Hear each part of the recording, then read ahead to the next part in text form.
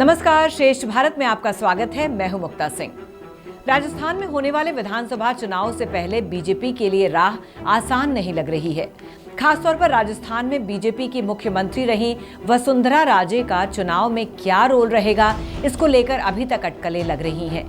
इस चुनाव में भाजपा ने किसी मुख्यमंत्री उम्मीदवार की घोषणा नहीं की है। मध्य प्रदेश में शिवराज सिंह चौहान को मुख्यमंत्री का उम्मीदवार घोषित नहीं किया। इसी तरह राजस्थान में भी अभी तक मुख्यमंत्री के नाम का ऐलान नहीं किया गया है।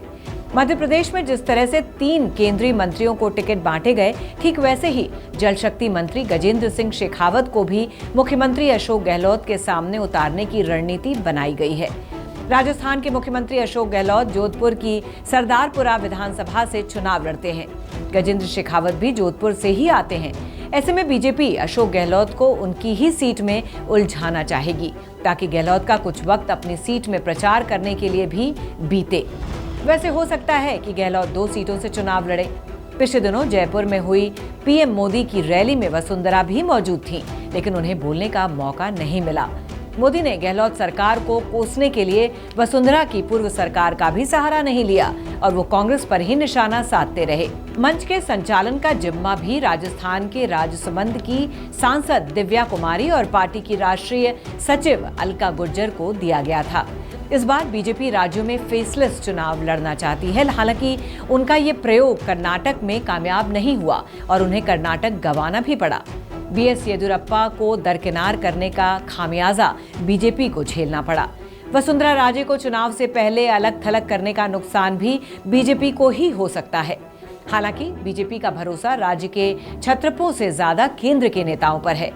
राजस्थान में अभियान के नेतृत्व से ये झलक रहा है कि वसुंधरा राजे को दरकिनार कर दिया गया है, जिनका प्रदेश में अच्छा जनाधार माना जाता है। ऐसा लगता है कि आपसी सहमति से बीजेपी ने राजे को अपने कार्यक्रमों से दूरी पर रखा है, जबकि पूर्व सीएम राजे ने भी दूरी बनाए रखने पर रजामंदी दी है।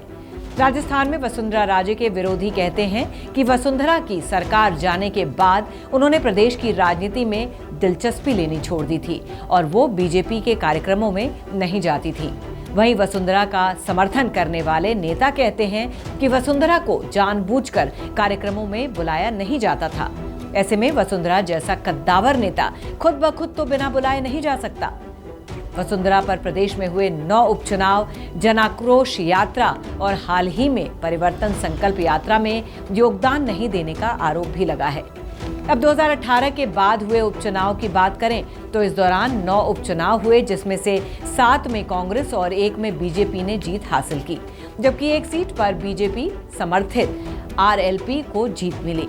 इन सीटों में से कांग्रेस ने 3 सीटें बीजेपी से छीनने का काम किया और 4 बरकरार रखी, जबकि बीजेपी और आरएलपी ने 1-1 सीट बरकरार रखी। दिसंबर 2022 में तत्कालीन प्रदेश अध्यक्ष सतीश पुनिया ने जन आक्रोश यात्रा निकाली थी, लेकिन इस यात्रा को निलंबित कर दिया गया।